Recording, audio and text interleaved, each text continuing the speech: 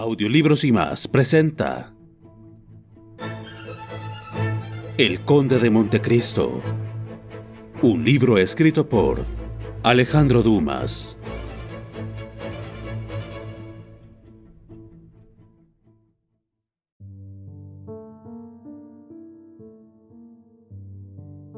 Tomo 5, Capítulo 1.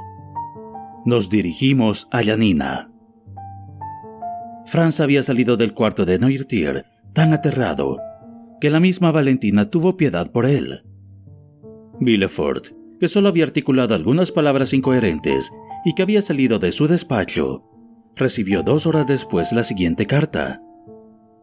Después de las revelaciones de esta mañana, no podrá suponer el señor Noirtier de Villefort que sea posible una alianza entre su familia y la del señor Franz de Epinay, que se horroriza al pensar que el señor de Villefort, que parecía conocer los acontecimientos contados esta mañana, no le haya avisado antes. El que hubiese visto en este momento al procurador, abatido por el golpe, no hubiera pensado lo que preveía. En efecto, nunca hubiera creído que su padre llevaría la franqueza, más bien la rudeza, hasta contar semejante historia. Es cierto que el señor Noirtier nunca se había ocupado de aclarar este hecho a los ojos de su hijo, y éste había creído siempre que el general Quesnel o el barón de Epinay había muerto asesinado y no en un duelo leal como se le había demostrado. Esta carta tan dura de un joven, hasta entonces tan respetuoso, era mortal para el orgullo de un hombre como Villefort. Apenas acababa de entrar en su despacho cuando entró en él también su mujer. La salida de Franz, llamado por el señor Noirtier, había asombrado de tal modo a todo el mundo que la posición de la señora de Villefort, que se quedó sola con el notario y los testigos, era cada vez más embarazosa. Entonces la señora de Villefort tomó un partido y salió anunciando que iba a ver lo que ocurría. El señor de Villefort se contentó con decirle que, a consecuencia de una discusión entre él, el señor Noirtier y el señor de Epinay, el casamiento de Valentina con Franz se había desbaratado. Difícil era comunicar esto a los que esperaban. Así pues, la señora de Villefort, al entrar, se contentó con decir que el señor Noirtier tuvo al comienzo de la conversación un ataque apopléjico, y que por esta razón el contrato se dilataba naturalmente para después de algunos días. Esta noticia, aunque era falsa, causó tal extrañeza después de las 2 desgracias del mismo género, que los testigos se miraron asombrados y se retiraron sin decir una palabra. Entretanto, Valentina, feliz y espantada a la vez, después de haber abrazado y dado gracias al débil anciano que acababa de romper de un solo golpe una cadena que ella miraba como indisoluble, pidió que le dejasen retirarse a su cuarto, y Noirtier le concedió permiso para ello. Pero, en lugar de subir a su cuarto, Valentina entró en el corredor y, saliendo por la puertecita, se lanzó hacia el jardín.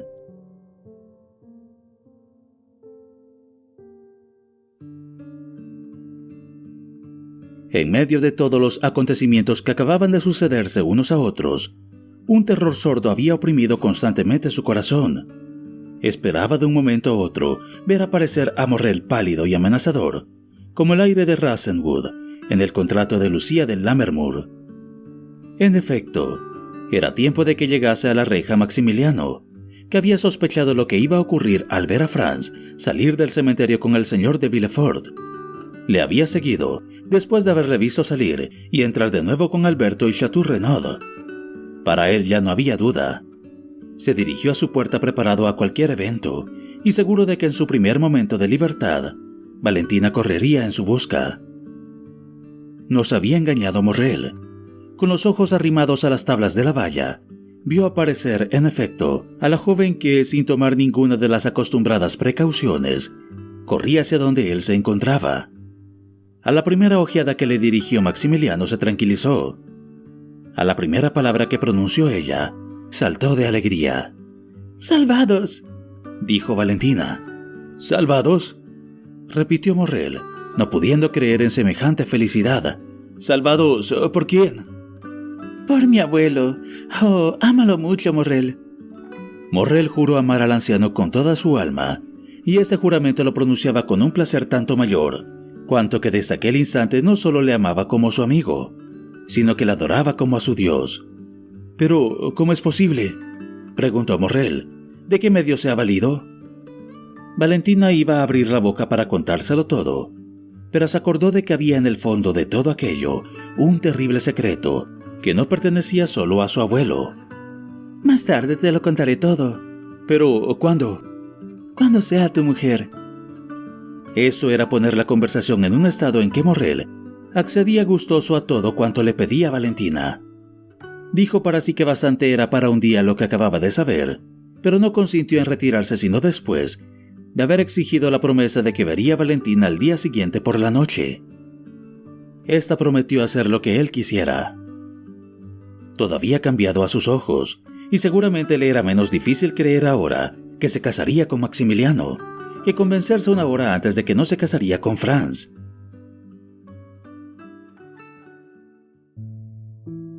Durante ese tiempo, la señora de Villefort había subido al cuarto del señor Noirtier, que la miró con aquellos ojos sombríos y severos con que acostumbraba a hacerlo.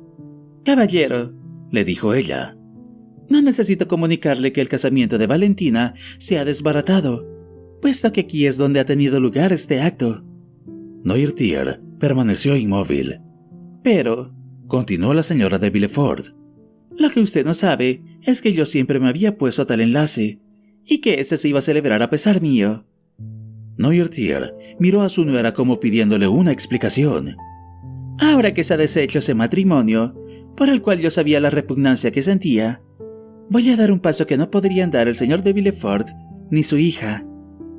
Los ojos de Noirtier preguntaron qué paso era este.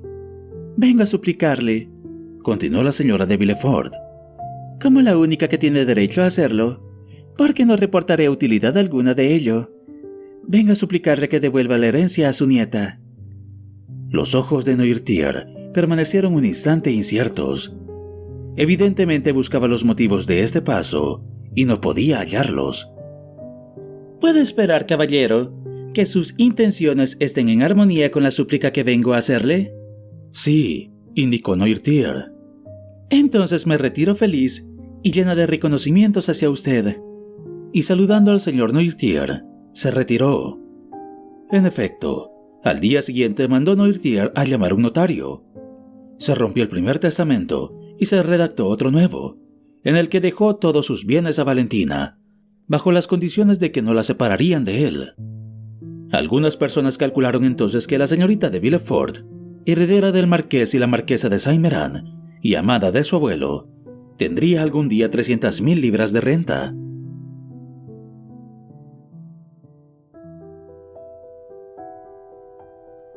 Mientras en casa de los Villefort se rompía este casamiento, el conde de Morcerf recibió la visita del de Montecristo, y para mostrar sus deseos de complacer a Danglars, se vistió su uniforme de gala de teniente coronel con todas sus cruces y pidió sus mejores caballos. Luego se dirigió a la calle de Chasseurs de Antin y se hizo anunciar a Danglars, que en aquel momento estaba efectuando sus pagos de fin de mes. No era este el momento más a propósito para encontrar a Danglars en su mejor humor. Así pues, al ver a su antiguo amigo, Danglars tomó su aire majestuoso y se repantigó en su sillón. Morcerf, tan grave por lo general, había afectado al contrario un aire risueño y afable. De consiguiente, seguro como estaba de que su primera frase produciría una buena acogida, no hizo más cumplidos y fue derecho al asunto. «Barón», dijo, «aquí me tienes. Mucho tiempo ha que no nos hemos hablado acerca de la palabra que mutuamente nos dimos».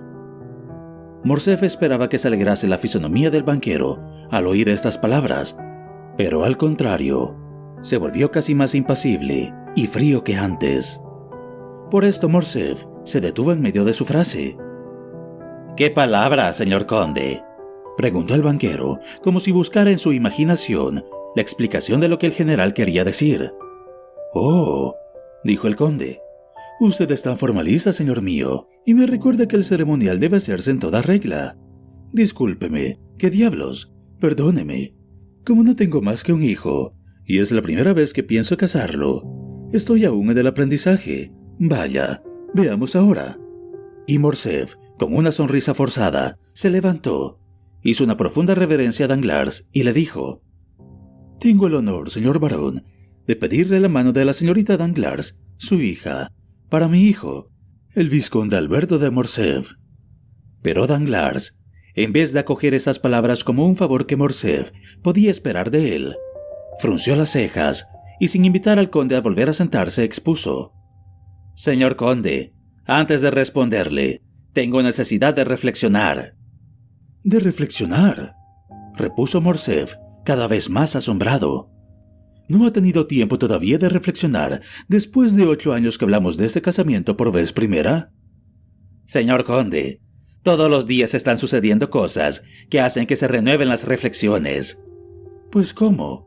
No lo comprendo, varón». «Me refiero, caballero, a que hace 15 días, nuevas circunstancias». «Permita, ¿es eso una comedia o no lo es? Quisiera saberlo». «¿Cómo?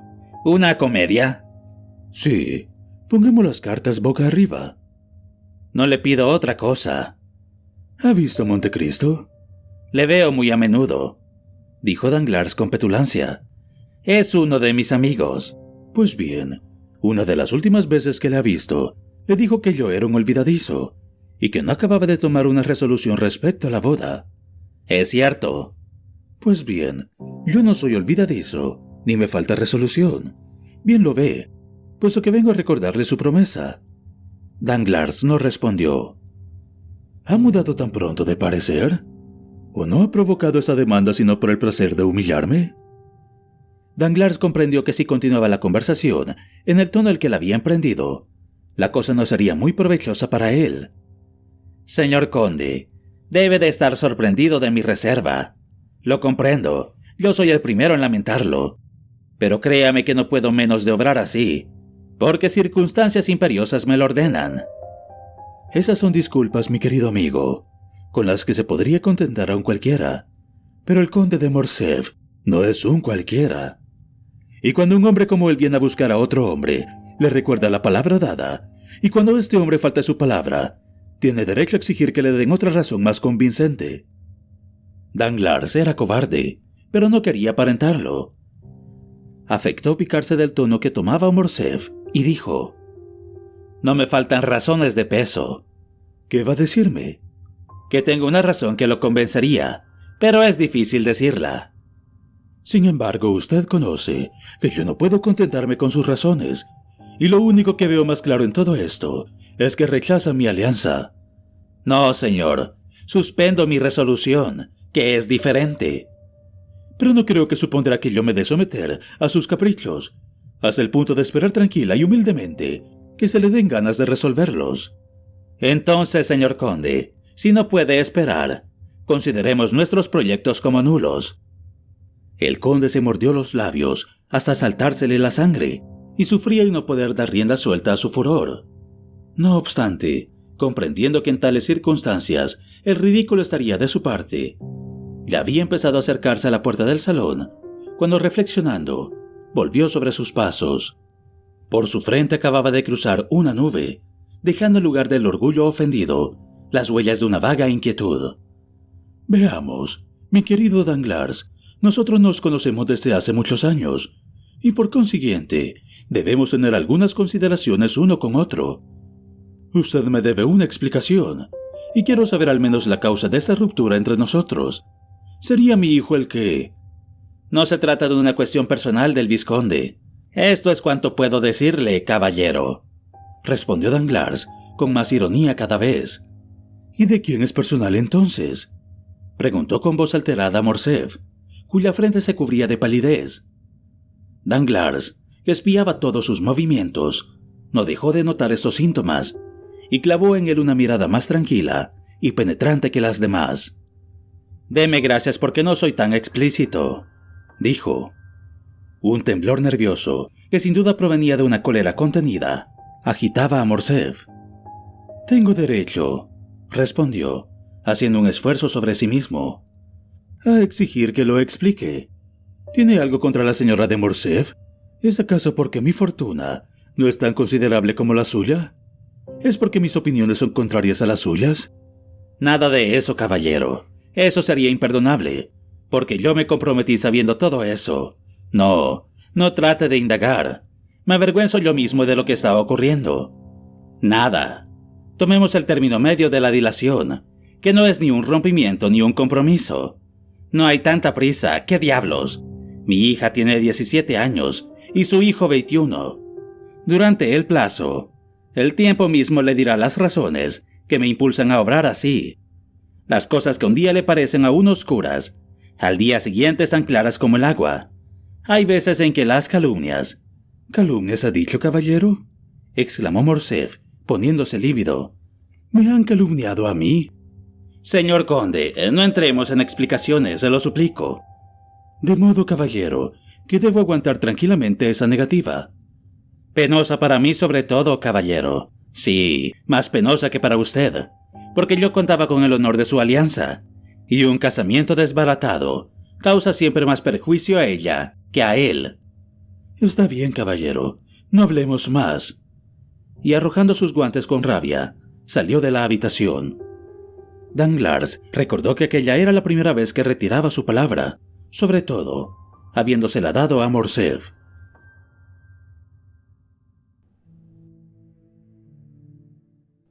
Aquella noche tuvo una larga conferencia con muchos amigos, y el señor Cavalcanti, que había estado constantemente en el saloncito de las señoras, salió el último de casa del banquero. Al despertarse al día siguiente, Danglars pidió los periódicos. Al punto se los trajeron, separó 3 o 4 y tomó El Imparcial. Este era el periódico del que Beauchamp era el redactor principal. Rompió rápidamente la cubierta, lo abrió con una precipitación nerviosa, pasó desdeñosamente la vista por el artículo de fondo, y habiendo llegado a las noticias varias, se detuvo con una sonrisa diabólica en un párrafo que comenzaba de esta suerte: «Nos escriben de Yanina». «Bien, bien», dijo después de haberlo leído. «Aquí tengo un parrafito acerca del coronel Fernando, que según toda probabilidad me ahorrará el tener que dar explicaciones al señor conde de Morcerf». Casi al mismo tiempo que ocurría esta escena, es decir, hacia las 10 de la mañana, Alberto de Morcerf, vestido de negro, con su frac abrochado hacia el cuello, el paso agitado y grave el semblante, se presentaba en la casa de los Campos Elíseos.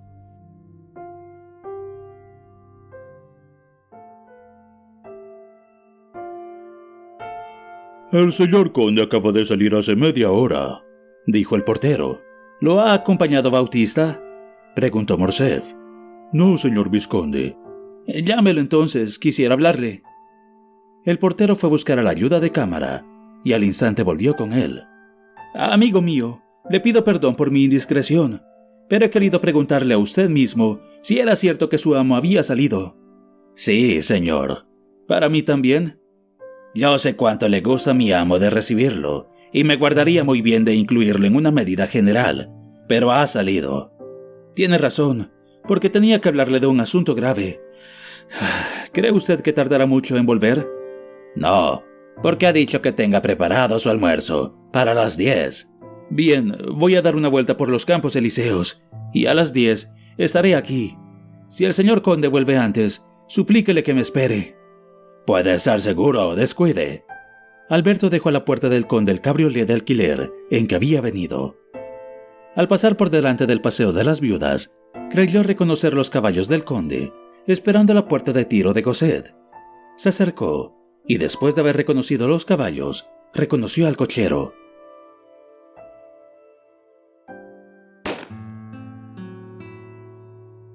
«Hola, ¿está en el tiro del señor conde?», preguntó Morcerf a aquel. «Sí, señor», respondió el cochero.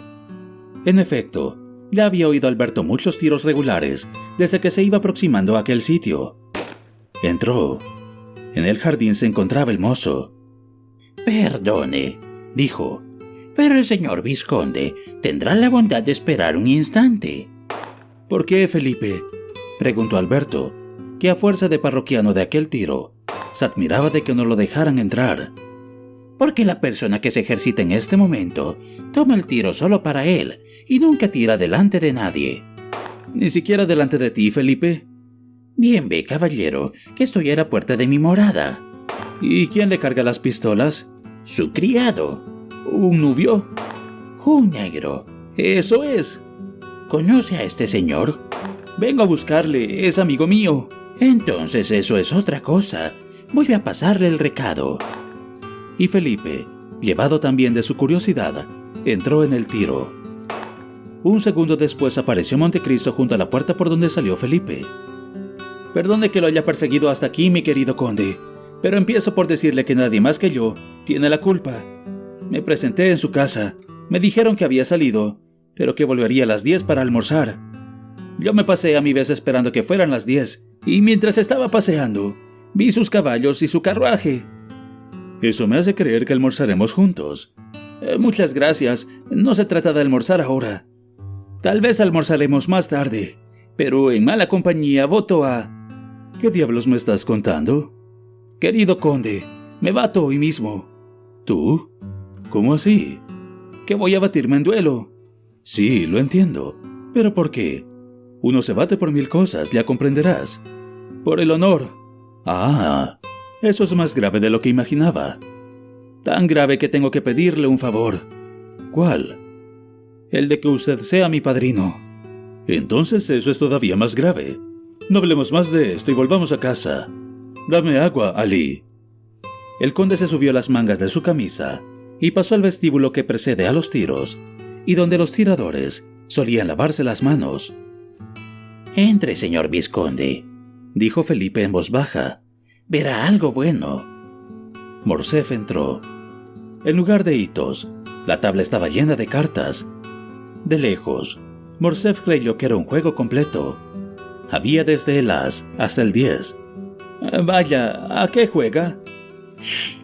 Estaba terminando una jugada. ¿Cómo? Sí. Como ves, no había más que ases y doces, pero mis balas han hecho 13s, 5s, 7s, 8s, 9s y 10s. Alberto se acercó. En efecto, las balas, con líneas perfectamente exactas y distancias iguales, habían reemplazado los signos ausentes, agujereando el cartón en el sitio en que debiera estar pintado. Al dirigirse a la plancha, Morcerf recogió también 2 o 3 golondrinas que habían tenido la imprudencia de pasar por delante del conde, y que éste mató implacablemente. ¡Diablos! ¿Qué quieres, mi querido vizconde?, dijo Montecristo, enjugándose las manos en una finísima toalla que le trajo Ali. En algo de consumir mis ratos de ocio. Pero vámonos, te espero. Ambos subieron al carruaje de Montecristo, que los condujo en pocos instantes a la casa número 30.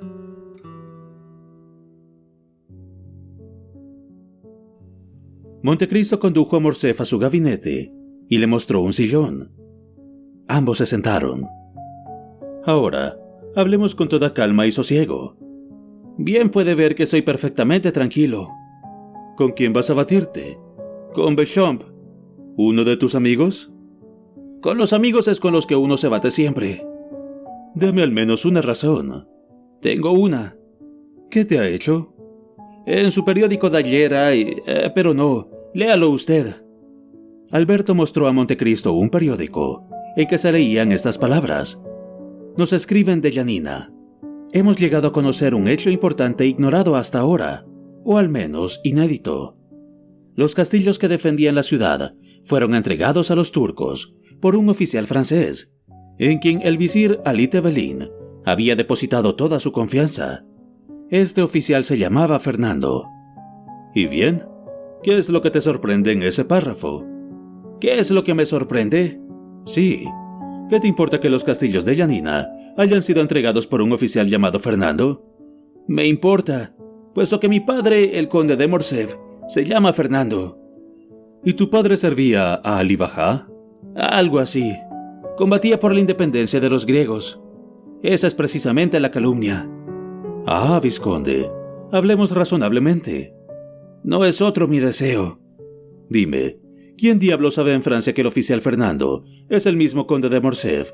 ¿Y quién se ocupa ahora de Yanina, que fue tumbada en 1822 o en 1823, según creo? Ahí está precisamente la perfidia.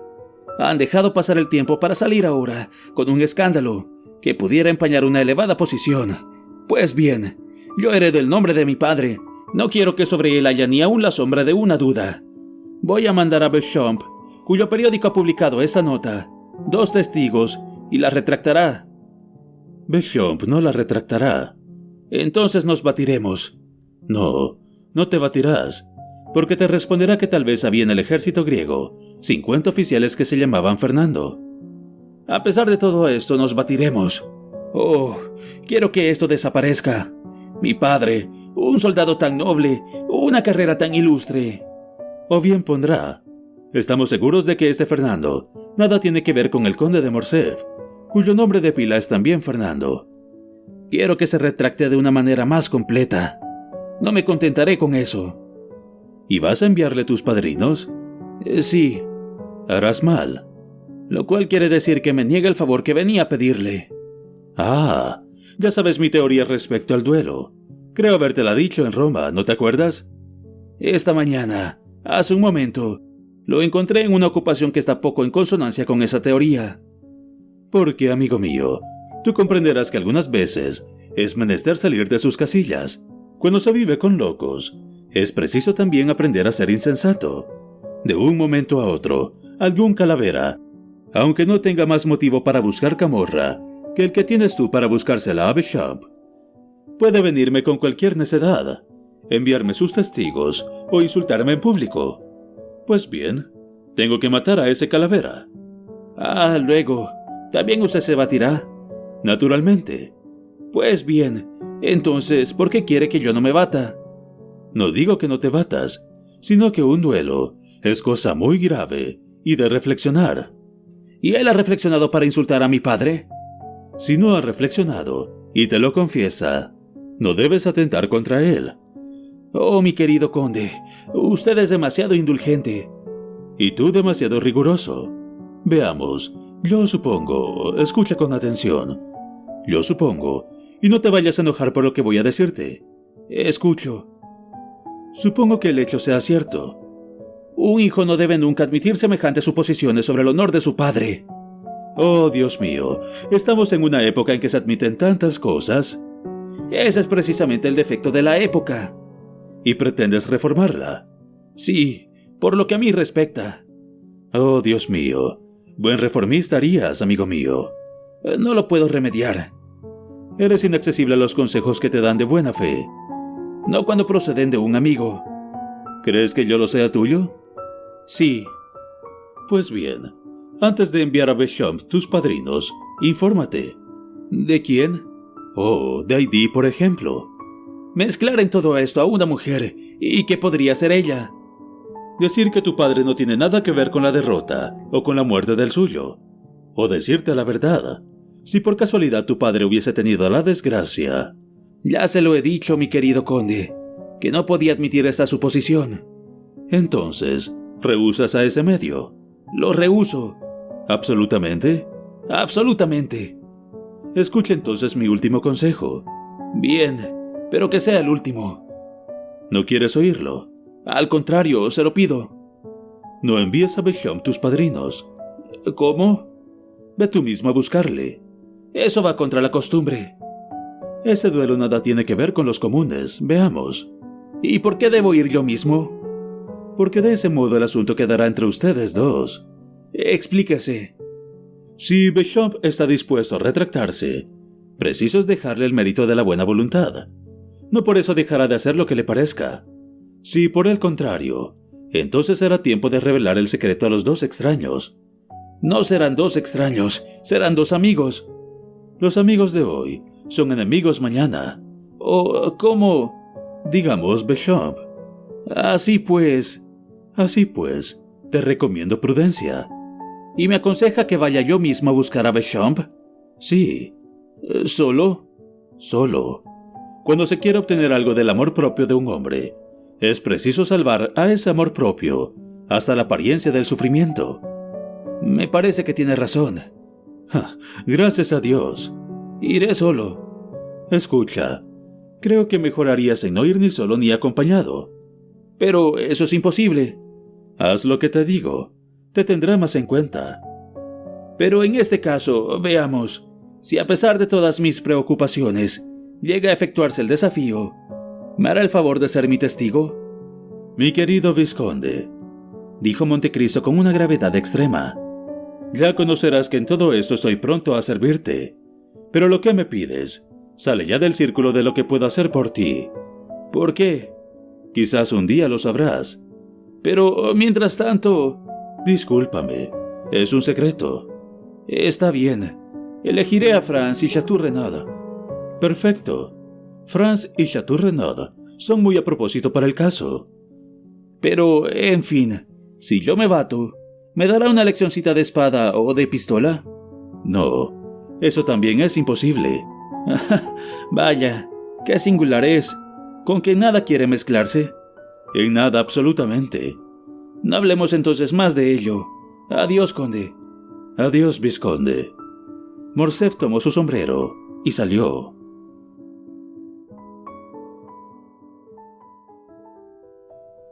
A la puerta encontró su cabriolé y, conteniendo cuanto pudo su cólera, se hizo conducir a casa de Beauchamp, que estaba en la redacción. Entonces Alberto se hizo conducir allí. Beauchamp estaba en un salón sombrío y oscuro, como suelen ser las redacciones de periódicos. Le anunciaron a Alberto de Morcerf. 2 veces se hizo repetir el anuncio, y mal convencido aún, gritó: ¡Entra! Alberto entró. Beauchamp lanzó una exclamación de sorpresa al ver a su amigo atravesar por entre los papeles y pisotear con la torpeza hija de la poca costumbre que tenía los periódicos de todos tamaños que cubrían, no el pavimento, sino la mesa en que estaba escribiendo. Por aquí, mi querido Alberto», dijo presentando al joven. «¿Qué es lo que te trae por acá? ¿Vienes a almorzar conmigo? Vamos, busca una silla. Mira, allí hay una junto a aquel geranio, que es lo único que recuerda que hay agujas en el mundo, además de las de papel». «Beauchamp», dijo Alberto, «vengo a hablarte de tu periódico». «¿Tú, Morcerf? ¿Qué deseas?» «Deseo una rectificación». «¿Una rectificación? ¿Respecto a qué, Alberto? Pero siéntate». «Gracias», respondió Alberto por segunda vez y con un ligero movimiento de cabeza. «Vamos, explícate». «Una rectificación sobre un hecho que ataque el honor de mi familia». «Vamos», dijo Beauchamp sorprendido. «¿Qué hecho? Me parece que no se podrá. Lo que te han escrito de Janina». ¿De Janina?» «Sí, de Janina. No te hagas el ignorante». «Palabra de honor que nada sé. Bautista, un número de ayer», gritó Beauchamp. «Es inútil. Traigo el mío en el bolsillo». Beauchamp leyó: «Nos escriben de Janina, etc». «Ya puedes ver que el hecho es grave», dijo Morcerf, así que Beauchamp hubo leído. «¿Ese oficial es pariente tuyo?», preguntó el periodista. «Sí», dijo Alberto sonrojándose. «Pues bien, ¿qué quieres que haga por servirte?», dijo Beauchamp con dulzura. «Quisiera que retractaras este hecho, mi querido Beauchamp». Beauchamp miró a Alberto con una atención que anunciaba seguramente mucha bondad. «Veamos, es cosa de tomarlo despacio, porque una retractación es siempre asunto de gravedad. Siéntate, voy a leer otra vez estas 3 o 4 líneas». Alberto se sentó, y Beauchamp volvió a leer las líneas acriminadas por su amigo, con más cuidado que antes. «¿Ya lo ves?», dijo Alberto con firmeza y hasta con sequedad. «En tu periódico se ha insultado a un miembro de mi familia y exijo una retractación». «¿Exiges?» «Sí, exijo una retractación». «Permíteme que te diga, mi querido vizconde, que tu lenguaje no es parlamentario». «No trato de que lo sea», replicó el joven levantándose. «Quiero la retractación de un hecho que has anunciado ayer y la obtendré. Eres bastante amigo», prosiguió Alberto apretando los dientes, viendo que Beauchamp empezaba a levantar la cabeza con aire desdeñoso. «Eres bastante amigo, y por lo mismo supongo que me conoces suficientemente para comprender mi tenacidad en semejante caso. Con palabras como las que acabas de decir, Morcerf, conseguirás hacerme olvidar que soy amigo tuyo, como dices. Pero veamos, no nos enfademos o dejémoslo para más adelante. Sepamos quién es ese pariente que se llama Fernando. Es mi padre, nada menos, el señor Fernando Mondego, conde de Morcerf, un veterano que ha visto 20 campos de batallas y cuyas cicatrices se trata de cubrir con fango impuro». «¿De tu padre? La cosa ya cambia. Ahora comprendo tu incomodidad, querido Alberto. Volvamos a leer. Y leyó otra vez la nota, deteniéndose en cada palabra. Pero, ¿en dónde ves que el Fernando del periódico sea tu padre? En ninguna parte, pero lo verán otros, y por eso quiero que se desmiente el hecho.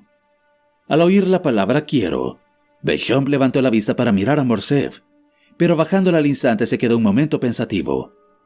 «Desmentirás este hecho, ¿no es verdad?», repitió Morcerf con una cólera que iba en aumento y que procuraba reprimir. «Sí», respondió Beauchamp. «Está bien, pero después de que me haya cerciorado de que es falso». «¿Cómo?». «Sí, la cosa merece la pena que se aclare, y yo la aclararé». «¿Y qué tienes que aclarar? Si crees que no es mi padre, dilo sin rodeos, y si por el contrario, crees que es de él de quien se trata, explícame los motivos para que ello tienes». Beauchamp miró a Alberto con esa sonrisa que le era peculiar, y que sabía adaptarse a todas las pasiones.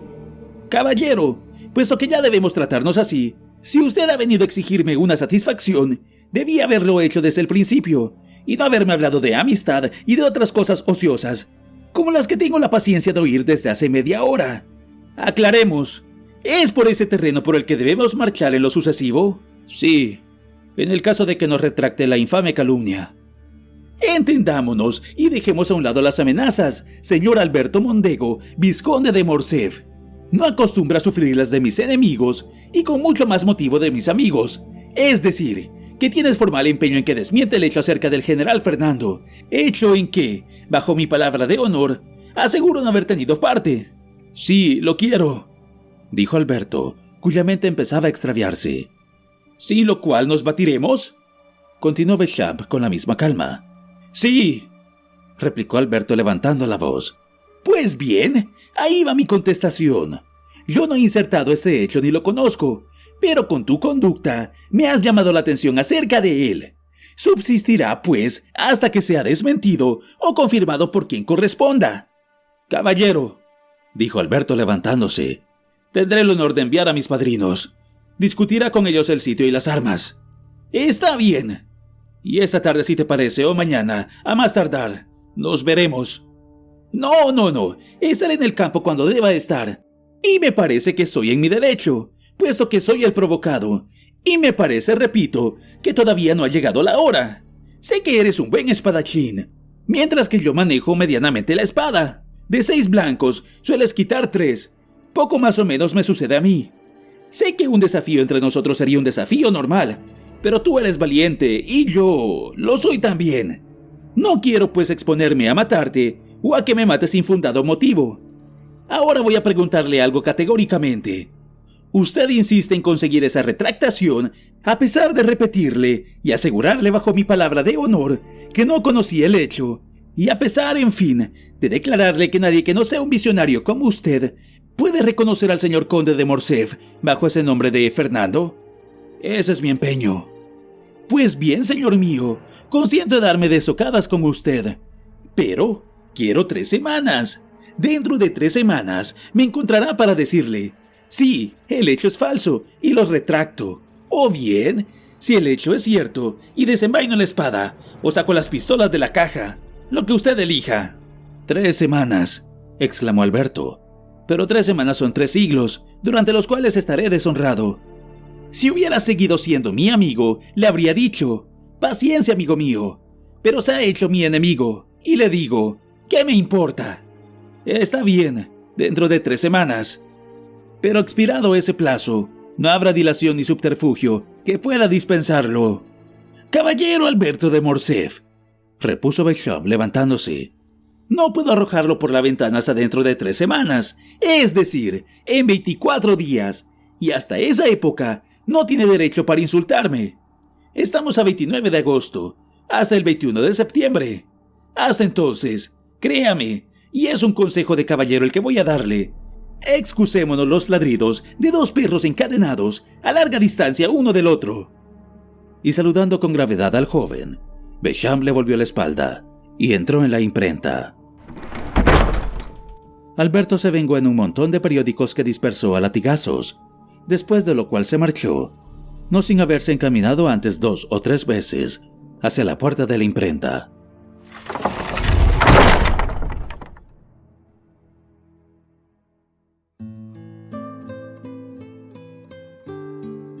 Mientras Alberto fustigaba el caballo de su cabriolé, vio al atravesar el bulevar a Morrel, que con la cabeza erguida pasaba por delante de los baños chinescos, viniendo por la puerta de San Martín y encaminándose hacia la Magdalena. «Ah», dijo suspirando, «he ahí un hombre feliz». Casualmente Alberto no se equivocaba. Efectivamente, Morrel era feliz.